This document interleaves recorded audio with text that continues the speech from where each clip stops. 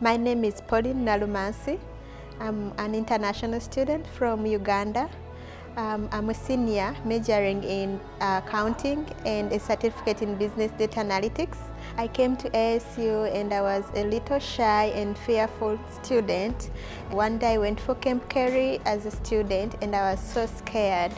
But I was motivated by the activities that we did in the camp, and when I came back, I was empowered and I wanted to help and support other international students, so I started engaging into different activities.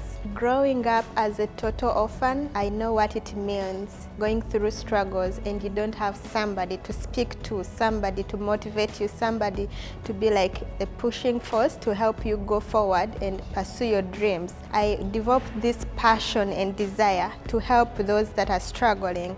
I was given the opportunity to come to US and learn and see how things are done and be able to go back home and impact my community.